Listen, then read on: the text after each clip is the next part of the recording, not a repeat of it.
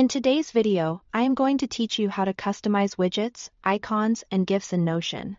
By the end, you'll know how to bring your pages to life with live widgets, clean icons, and motion that still feels organized and professional. Let's start with widgets. Head to a widget provider such as Indify or Widgetbox and pick a tool you like. Think clocks, weather, calendars, or other little helpers that keep your workspace informative at a glance. On the provider's site, customize the colors, fonts, and any settings so the widget matches your Notion theme. This is where you dial in contrast for light or dark modes and keep things readable. When you are happy, copy the provider's embed link or URL. Back in your Notion page, type /embed. Paste that link and press enter. Notion will load the widget right onto the page. From there, drag to resize it and move it exactly where you want it. If it doesn't appear right away, check that you pasted the full embed URL and that the provider marked it as public. Next, let's customize your page icon. Hover over the page title and click Add Icon. Or click the existing icon if you already have one.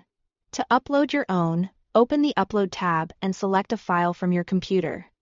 A square image around 280 by 280 pixels looks crisp without feeling oversized. PNGs with transparent backgrounds are great for a clean look. If you prefer to use external artwork, go to the Custom or Link tab and paste a direct image URL from a site like Notion Icons. Make sure the link points straight to an image file so Notion can fetch it reliably. This is an easy way to keep your icons consistent across multiple pages. You can also use a GIF as your page icon. Find a GIF or a transparent sticker from a site like Jiffy. Copy its image link, then in the Notion icon menu, open the Custom tab and paste it. Lighter, smaller GIFs tend to load faster and won't distract from your content. Want GIFs inside your page? Type /image, then either upload a GIF file or paste a GIF link in the embed link field. This works well for quick tutorials, visual dividers, or subtle accents. Finally, you can make a GIF your page cover. Hover near the top. Click Add Cover. Then choose Change Cover.